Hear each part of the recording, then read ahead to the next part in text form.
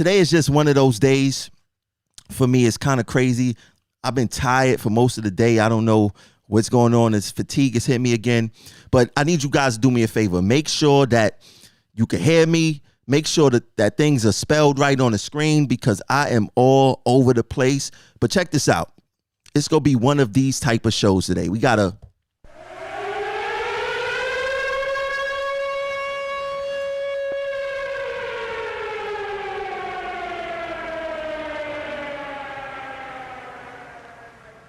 Oh, yeah, ladies and gentlemen, we are ringing the alarm tonight.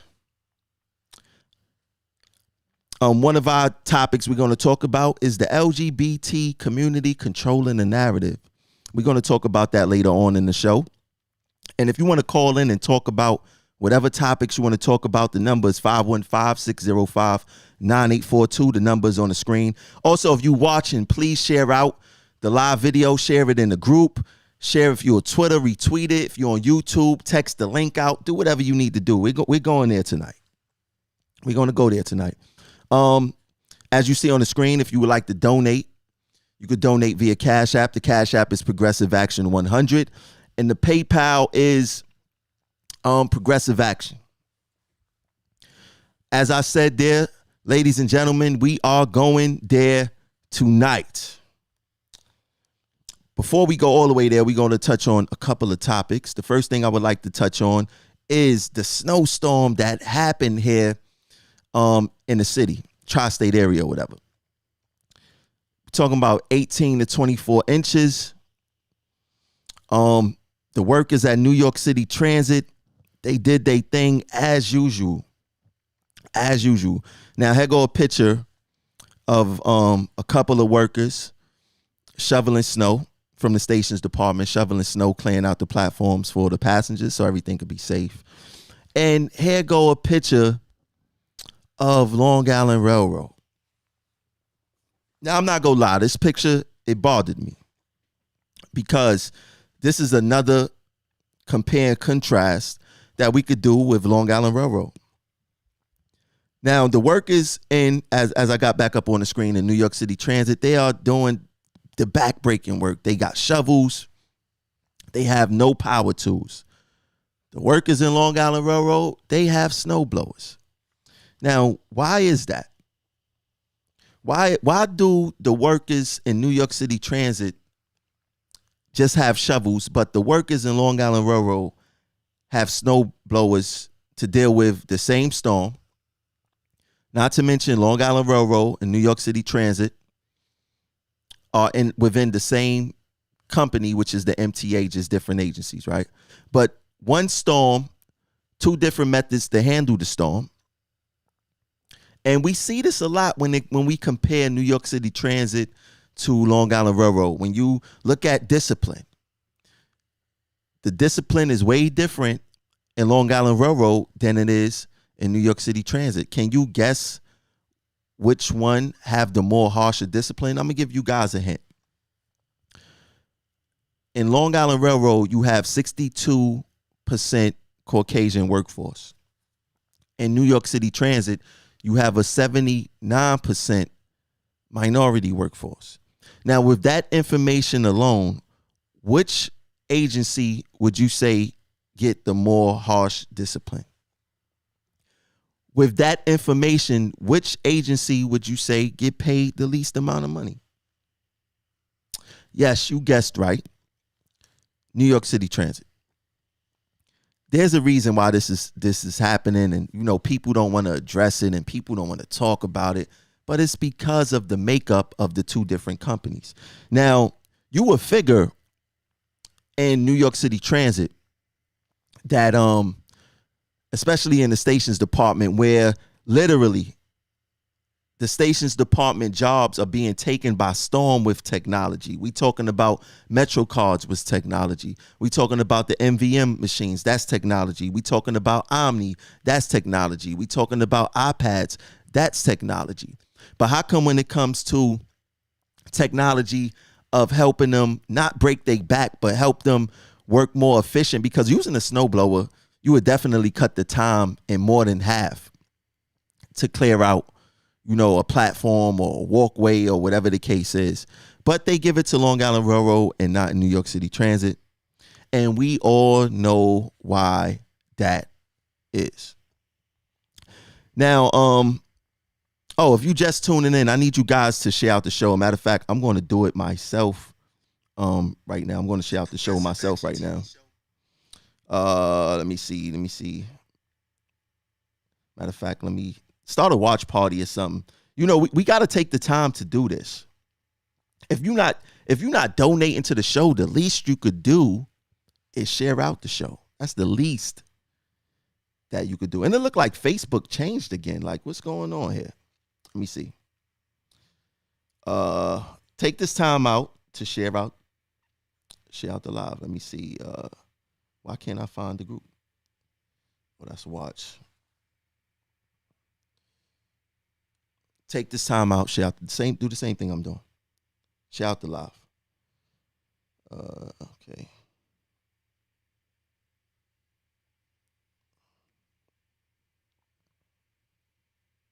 I gotta start paying attention to y'all comments, because it be things happening and I'm not paying attention because I'm more focused on the show. But I gotta start paying attention to you guys' comments. Let me go to you guys' comments now, matter of fact. All right, I'm locked in. Another thing, someone asked me today, Tramel, do you think that the trains are being cleaned or whatever the case is? And I actually seen Clayton Gusar, he's a reporter for the Daily News. He found this paper hanging up by the contractors, which shows that the MTA give the contractors instructions on how they should clean the trains. Now, this says 11 simple rules for cleaning the subway from a contractor at the Parsons Archer J train platform last night. And I'm gonna give you guys a closer view of what that paper looks like. And this is the priorities that they have on how they are cleaning the trains. These are their tasks. So the first one is to clean up biohazards. That's number 1. Number 2 is mop up any liquids. Number 3 is wipe down. Number 4 is remove trash. Number 5 is sweep the floors of all cars. Number 6 is clean off graffiti. Number 7 is clean and disinfect the cab areas. 8, wipe down interior touch surfaces. 9, clean and disinfect the cab areas. 10, mop the floors of the cars. 11, scrape off stickers and gum. And it says 8, 9, 10, 11, long headways only, which means that possibly only on the nighttime that they would do 8, 9, and 10. Now, 8 is wipe down interior touch surfaces, which means that wherever the passengers touch on the inside may not be done during rush hour, may be done at nighttime. Our cabs is definitely not being disinfected. So to the train operators and conductors out there, you are actually working unsafe, and is not being done. So the interior of the cars is not being done during rush hour or any time in between there, and the interior of the cabs. I just wanted to point that out to you guys. Now, a hot topic for us transit workers is hazard pay. Will transit workers get hazard pay? I don't know. The way it's looking, I would say no. But I'm going to let you guys hear for yourself. I'm going to play a video from Senator Chuck Schumer. And he had a Zoom meeting with TWU, John Samuelson and Tony Utano, and it was on Zoom. So I'm going to play a portion of that meeting so you guys can hear, and you guys decide for yourself. We're going to discuss it. Check it out. In there, and we're going to fight for it. Another thing we're going to fight for is the Heroes Fund. You folks were online. You lost so many people, and I mourn for all the working people who were lost. I know some of them. Bill, the Republicans wouldn't do it. It's not in this new Biden plan. but we're going to continue for fighting for it in the next big transportation bill, is hazard pay. You folks who put yourself on the line, exposed yourself, deserve that. Oh, yes. That sound bite is back. Now, let's discuss this. If you was on that Zoom, you would have seen Senate Majority Leader Chuck Schumer, International President John Samuelson, and Local 100 President Tony Utano. You would see that hazard pay isn't a main priority anymore. Now, this is what Chuck Schumer said about hazard pay. He said that it's not in this new Biden plan, but we are going to continue for fighting for it in the next big transportation bill. Now, back in April, New York State Governor Andrew Cuomo urged the federal government to implement a 50% hazard pay for frontline workers, which is us, right? Now, last summer, hazard pay was introduced into the HEROES Act, but it was shut down by Senate Republicans. Now, with President Biden being pro-labor, why wouldn't hazard pay be in Biden's plan? Why wouldn't it be in one of his first foremost plans? Why we have to wait? Because we know how this is going to work. They want to get as many people the vaccine. They want to get people as back to work fast as possible and make hazard pay not a thing, right? Now, you can also expect Cuomo to not push this Biden plan because it's Biden. It's not, Trump. Biden is a Democrat. Cuomo is a Democrat. Trump was a Republican. So it made more sense for Trump to push the Republican instead of the Democrat. In fact, did anyone hear about Cuomo mentioning hazard pay recently? Now, Schumer also said, we get the money for transit first and foremost, so they won't shut down anything. But priority number 2 is for hazard pay. And while he's saying that, Samuelson and Utano was sitting there being quiet. And first of all, the whole meeting was weird. They was like sitting there circle jerking each other. Utano, Schumer, Samuelson, it was very weird, like to see grown men act like it was just weird, right? Now Schumer, he must don't know that every contract outside of the pandemic, the MTA has historically cried broke. They have historically cried broke. And now with ridership significantly down, ridership is never going to go back to what it once was. Hold on. Ridership is never going to go back to what it once was. So the MTA is going to forever cry broke. Those 8 million riders, they know it's not coming back. Just for the simple fact that a lot of companies that had offices in the city, they see that it's more financial intelligent for them to have their workers work from home. Even the MTA is doing it. The MTA still have workers working from home. So the ridership is not going to come back. Now, and with the MTA crying broke, how are we going to get the hazard pay? How are we going to get this hazard pay? Because every piece of money that goes that the federal government give to the MTA, they're going to cry broke. They're going to say, look, ridership is not coming back. Ridership is not coming back. So they're not going to give us the hazard pay. Now with the pandemic here, the MTA, they have that reason not to pay. They have a legitimate reason to cry poverty, because you want to know what? Like I said, those 8 million riders is not going to come back. Those 7 million riders, I don't see them coming back. Now, us as transit workers, we have seen this priority thing before. We've seen it. And we seen this priority thing when it comes to Tier 6. We seen it. Tier 6 was a priority at one time. And that priority was shut down by Governor Cuomo. He vetoed our reform bill, Tier 6 reform bill, after the Senate and Assembly passed it. And that was in 2018. After 2018, we didn't hear anything about that. And that's right here for those who forgot. And Cuomo said, while I'm vetoing this bill, I recognize that these transit workers have been and continue to be essential to the smooth and orderly operations of our subways.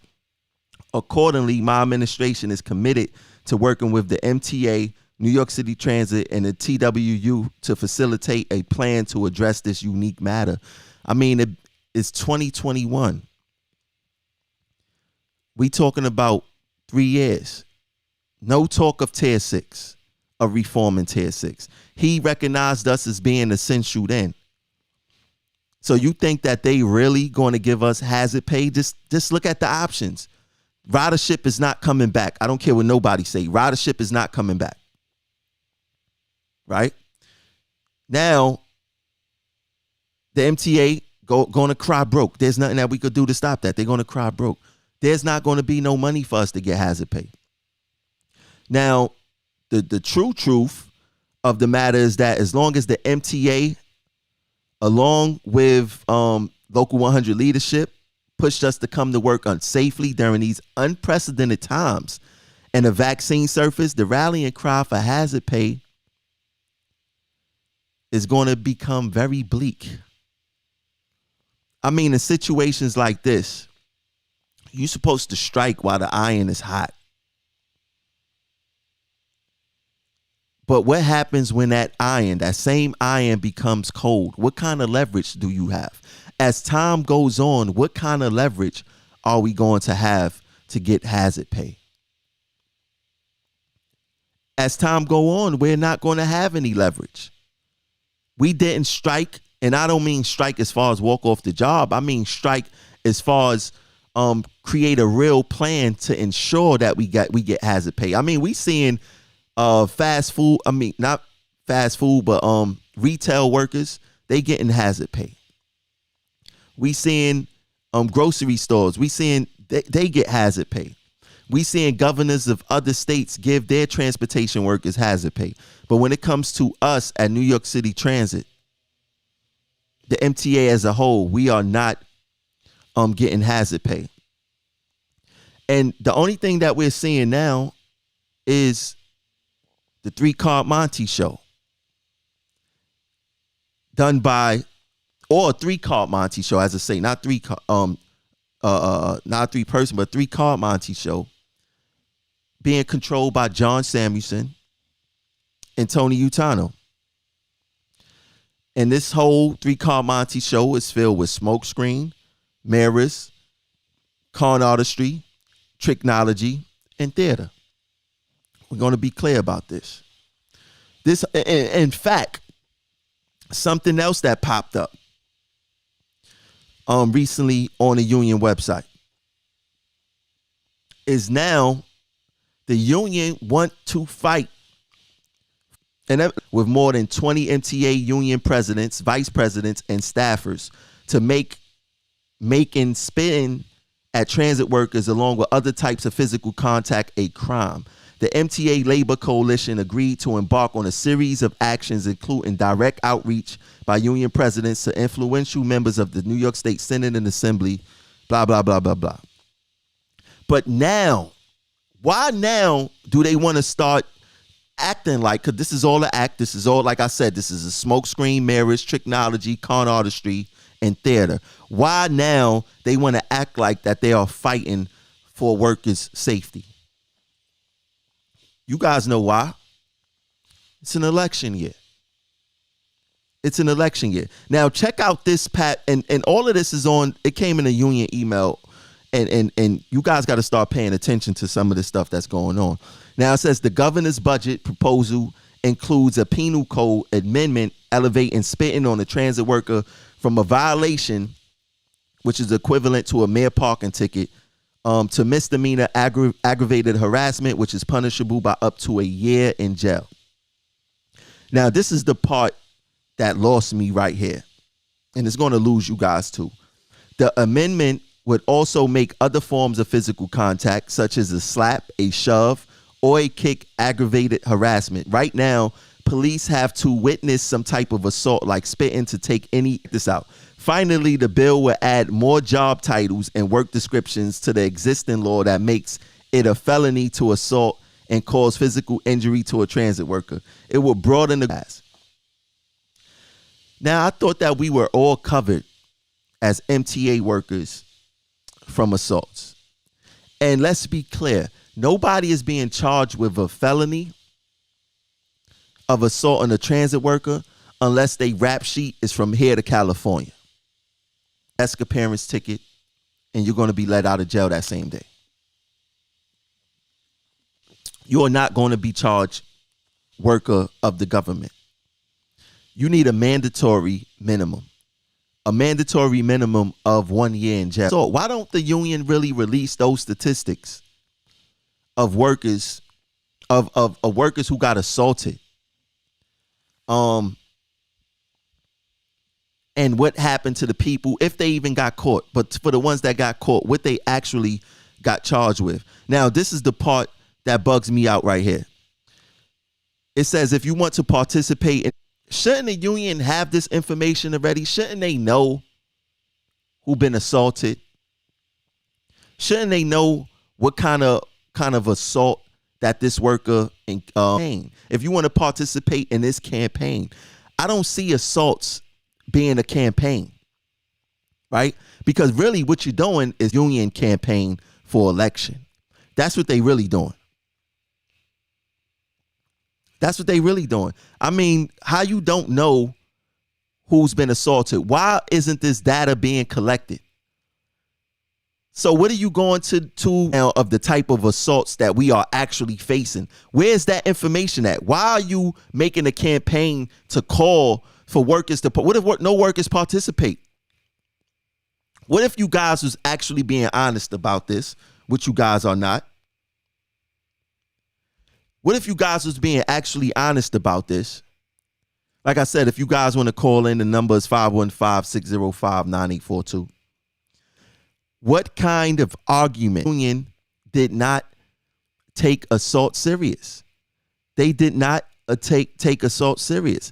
It's just that it's an election year, and now they're going to make an attempt to want to fight for everything up under the sun. Let me remind you, Tony Utano was a he been a part of this union for 40 years, right? You don't have to be the president of this union to make a call to stop assaults. You don't have to be that. I never been elected, but you see me on the front lines fighting these assaults. When have you ever seen Tony Utano fighting assaults? Oh, I remember when someone from his heritage got assaulted. Then he wanted to do a big press conference. But when the black man, the conductor who was almost killed and stabbed up, Utano didn't lift a finger.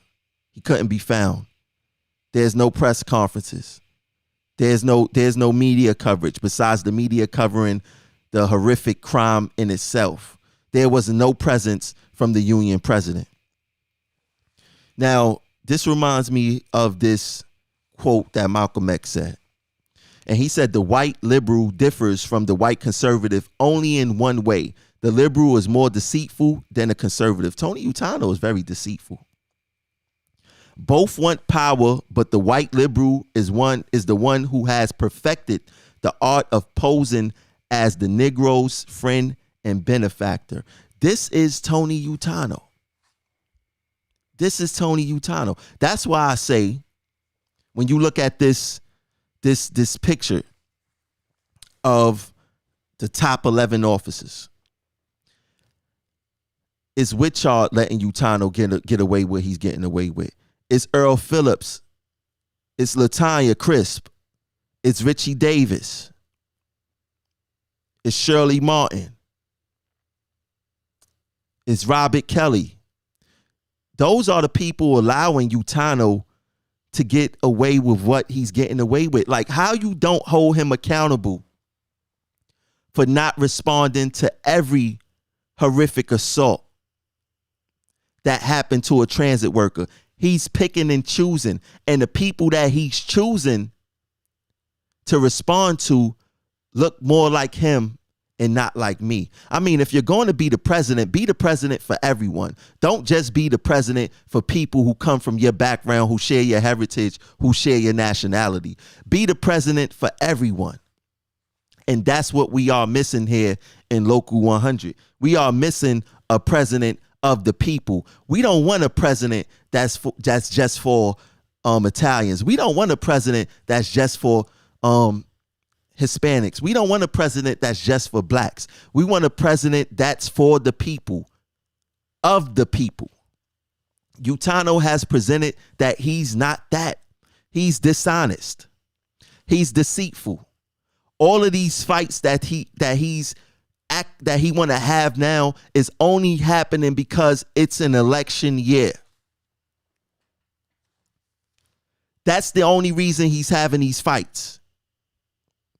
But like I said, you can't blame him. You got to blame the people who's allowing him to get away with this. When you look at JP ain't gonna hold Utano accountable because they come from the same place. When you look at Chiarello is not gonna hold him accountable because Chiarello come from the same place he come from. They not gonna do that. When you look at Pete Risconi come from the same place that Utano come from. So they're not gonna hold Utano accountable because they see life the way Utano see life. But the people you can blame are the people that look like me, because they are allowing. Why you guys are not holding Utano accountable for being the president of the people, for the people? It's y'all fault. That's as plain as day. It is you guys' fault. Now,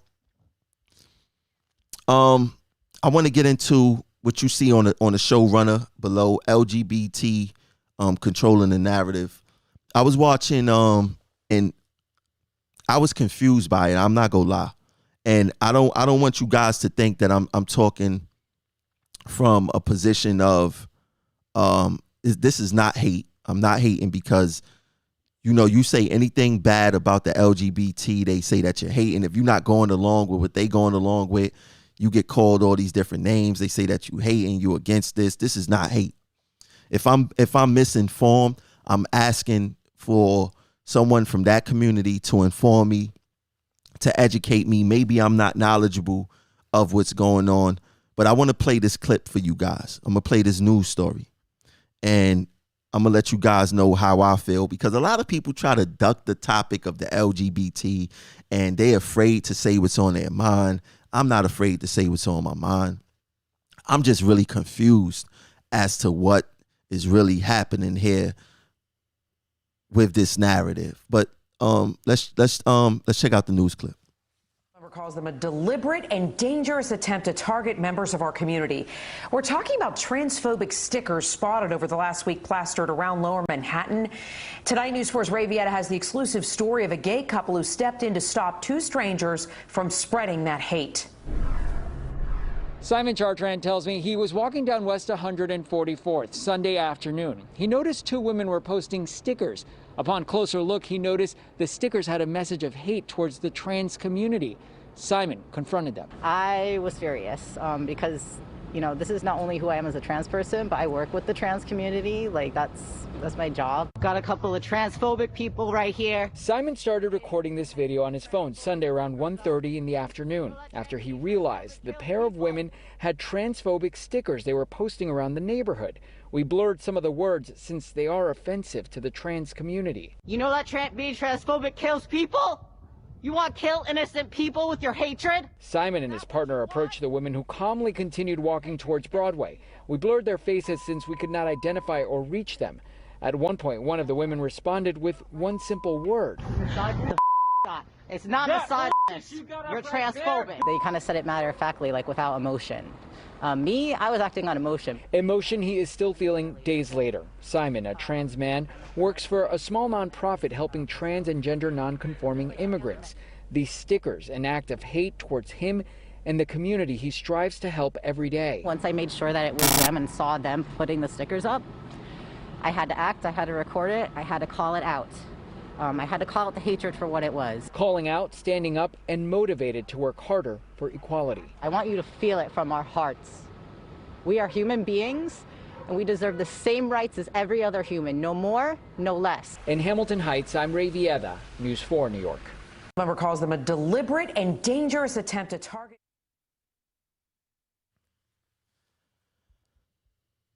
Now, I need you guys to help me understand what happened there.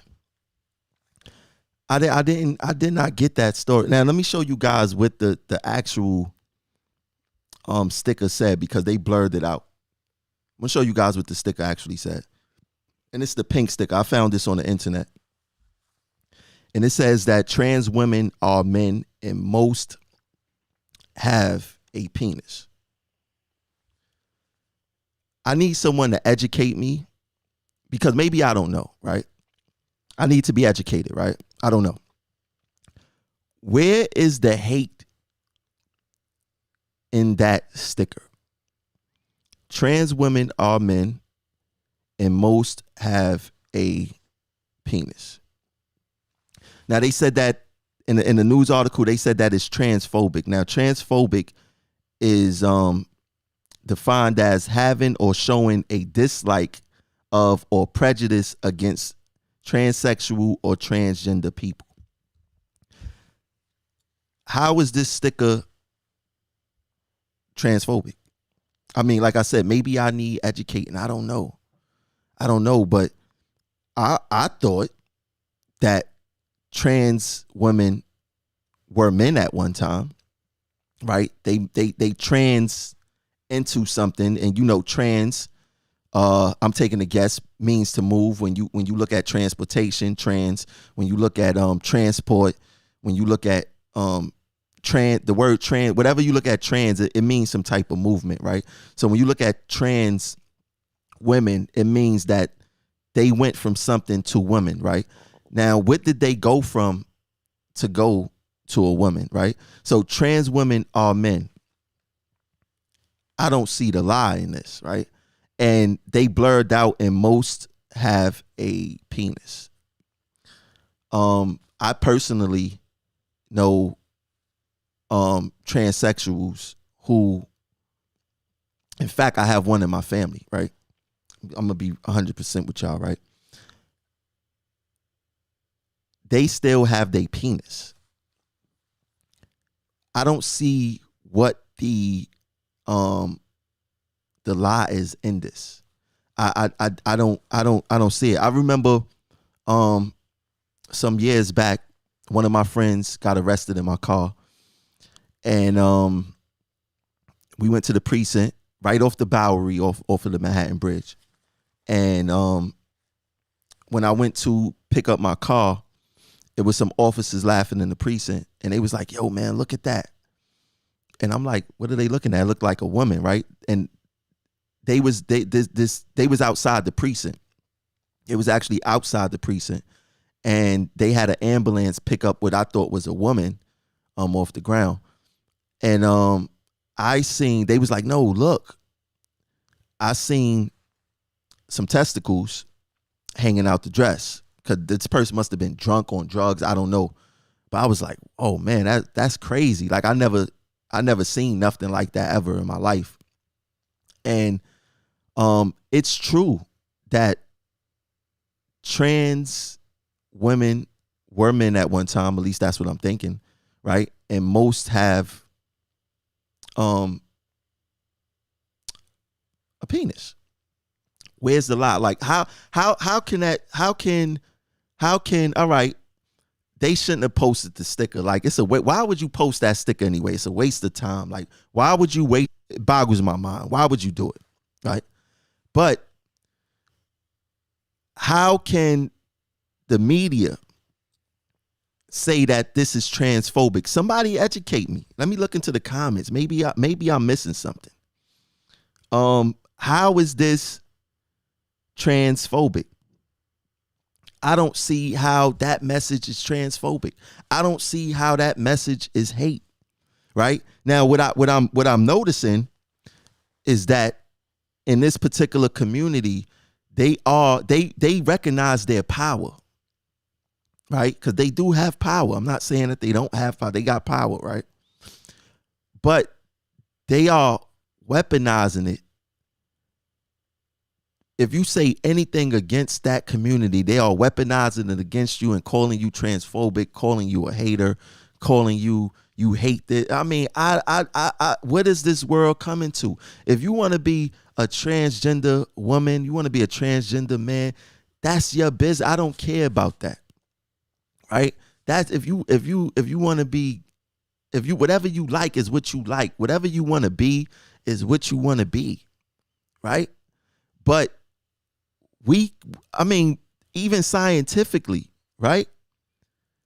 If you are a trans woman, you had to be a man at one time. Now this whole thing has gotten so spooky, right?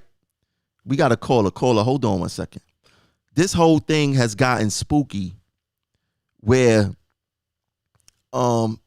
natural born women, they can't say that they natural born women anymore.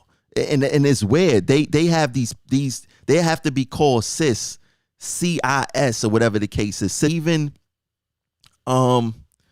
with these pronouns, whatever you want to whatever you want me to call, I'm not going to call you out of your name. That's not what I'm not going to do, right? But you want to be called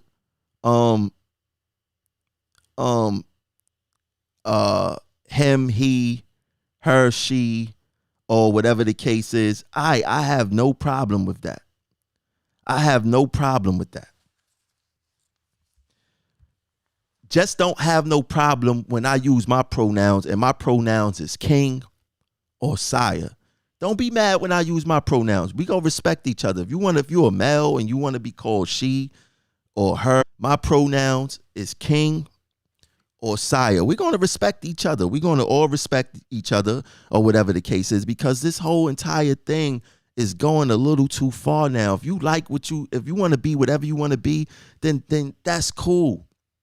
That's cool. If somebody want to wake up and be and in their mind, wake up grown people, 38 years old, 48, 5 years old. If this person want to wake up and think that they are Barney every day and go singing melodies down the block and whatever we may look at them as being strange and weird and like they got to be crazy. We got to put them in the mental, whatever. If that's what they want to be, then that's what they want. I got no problem with that.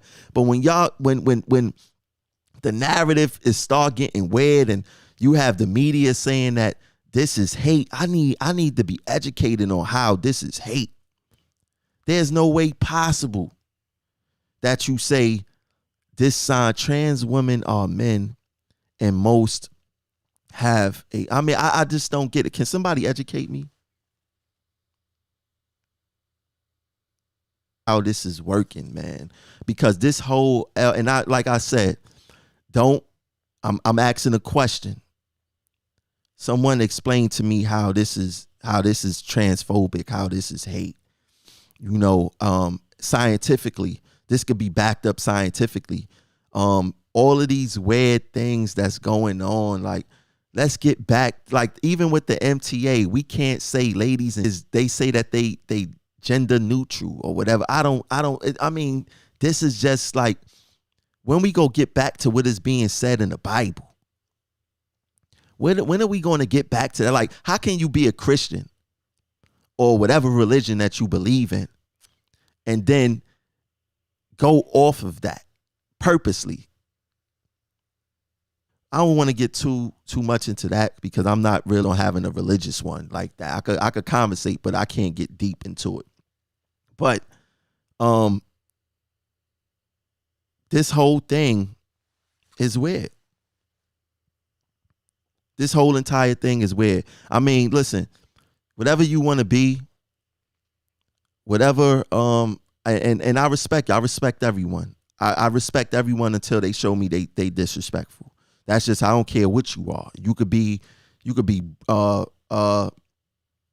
Bruno. I don't care who you be. You could be Papa. I don't care who you be. You disrespect me, it's on, right? I need to know how this is hate, how this is trans. I mean, let me play this news thing again because this is blew my mind. Members of our community. We're talking about transphobic stickers spotted over the last week plastered around Lower Manhattan. Tonight, News 4's Ray Vieta has the exclusive story of a gay couple who stepped in to stop two strangers from spreading that hate. Simon Chartrand tells me he was walking down West 144th Sunday afternoon. He noticed two women were posting stickers. Upon closer look, he noticed the stickers had a message of hate towards the trans community. Simon confronted them. I was furious because, you know, this is not only who I am as a trans person, but I work with the trans community. Like, that's my job. Got a couple of transphobic people right here. Simon started recording this video on his phone Sunday around 1:30 in the afternoon after he realized the pair of women had transphobic stickers they were posting around the neighborhood. We blurred some of the words since they are offensive to the trans community. You know that being transphobic kills people? You want to kill innocent people with your hatred? Simon and his partner approached the women who calmly continued walking towards Broadway. We blurred their faces since we could not identify or reach them. At one point, one of the women responded with one simple word. It's not misogynist. You're transphobic. They kind of said it matter-of-factly, like without emotion. Me, I was acting on emotion. Emotion he is still feeling days later. Simon, a trans man, works for a small... I mean, listen, it makes absolutely no sense to me. It makes absolutely no sense to me. I mean, can someone educate me? Please educate me. Hit me up. If you just tuning in, you could you want to know how to, people always hit me, how can you donate? Then they don't even donate. I don't get that. Like, why you gonna ask me how can I donate and then you don't donate? If you want to donate to the platform, the Cash App is Progressive Action 100. The PayPal is Progressive Action. But this whole entire thing, this whole entire world is getting crazy. It's I don't know. I can't call it. But I want someone, I do want someone to educate me with how this thing works, man. Trans women are men and most have I don't get it. But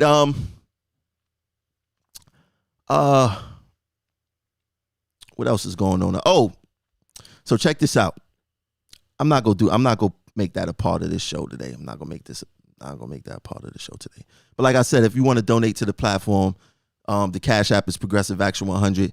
The PayPal is Progressive Action. I'll catch you guys later.